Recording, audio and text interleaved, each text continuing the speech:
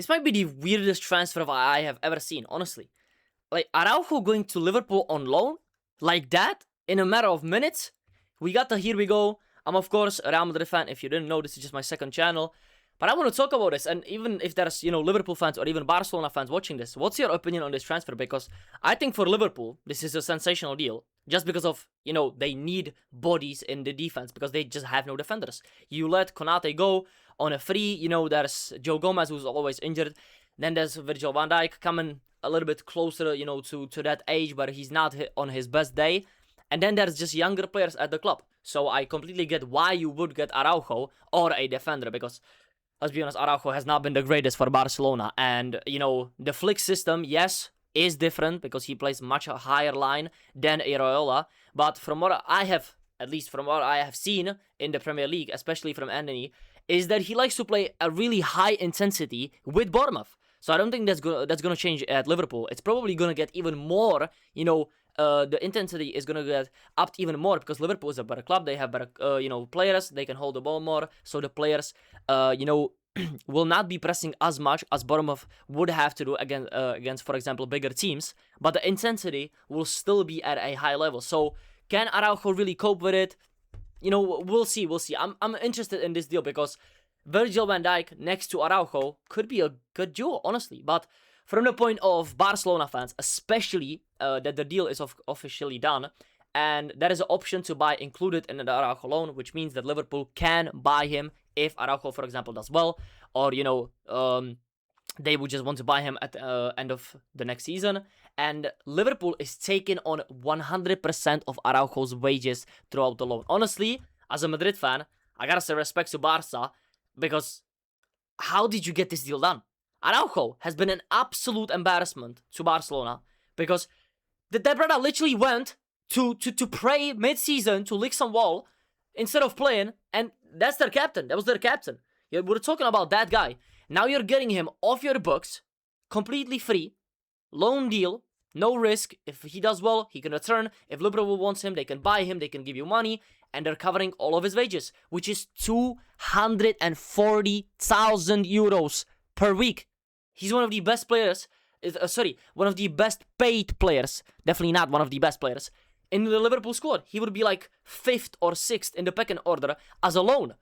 Now, do they need him? Of course, but is this too much? Honestly, 100% of Araujo's wages throughout the whole loan is absolutely crazy. Maybe if the loan was split into, 100% of the wages in the first 6 months, and then the 6 months later would be, maybe 50-50, I would get it. But I just don't get how did they get this deal done, especially this quickly? Because I think this is what happened. Liverpool needed a center back, that's simple. But then Araujo was basically told by Flick, well, I'm not going to give you minutes. We're probably going to sign another center back. And even if we don't, we have just players that are trusted more than you, like Kubarsi. You have even Eric Garcia, Gerard Martin, who's playing over Araujo. So why would he be staying at Barcelona when Barcelona is probably going to, spend some money on a center back? And they have more defensive cover in Rodri now. So they can be a little bit more open, I would say, in who's, next to Araujo and who they can actually appoint to be the duo for Araujo. But for Liverpool's standpoint, I don't know, honestly. If there's Liverpool fans, you can let me know what you think about this transfer. From what I have seen so far on social media, especially on X, it's like, it's a lot of, divided opinions, because yes, Araujo before was a crazy defender. Crazy physicality-wise, fast, good recoveries, good defensive, just all around a good defender, especially if you remember those battles with Vinicius.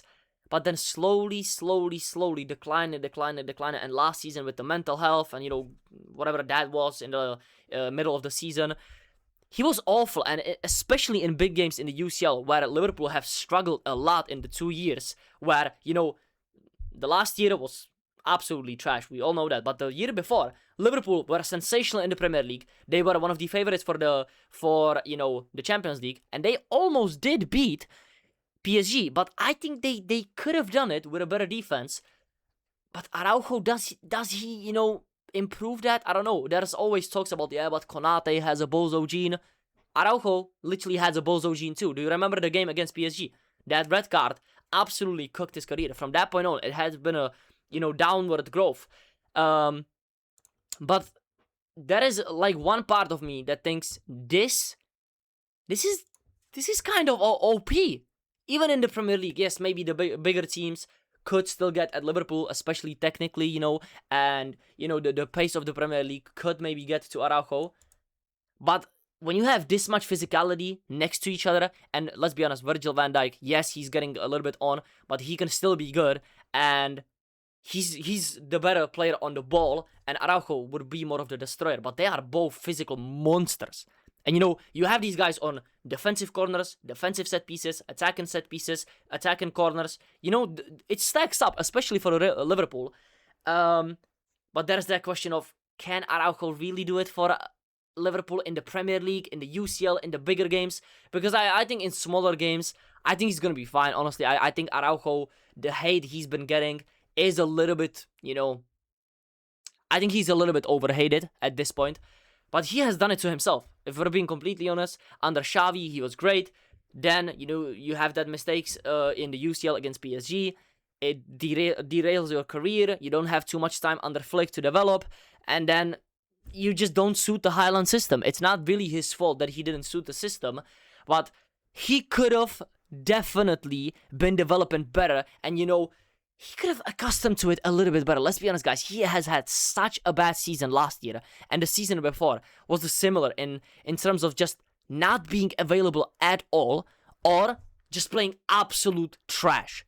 So I'm just interested to see what the Liverpool fans think. Because I know Barcelona fans are definitely happy about this deal. And honestly, if I was a Barcelona fan, I would be celebrating this. Liverpool, on the other hand, I'm not so sure. I think he can be a good addition to the team, depth-wise, in smaller games.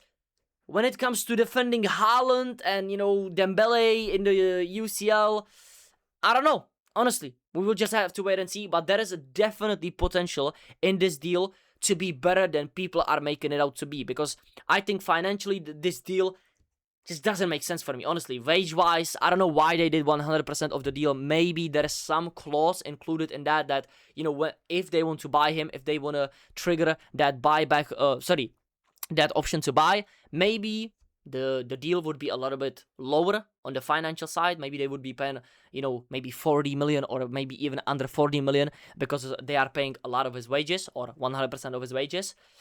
But I don't know. 100% of his wages for his age, for his kind of, form in the last 2 seasons. Is it worth it? You let me know down below. Thank you so much for watching this video. If you have not subscribed to this channel already, please do so. And if you are more Real Madrid oriented, give a watch to my Real Madrid channel as well, which is ISKO 11. Thank you so much for watching. Once again, like, comment, subscribe, and I'll see you in the next one. Peace out.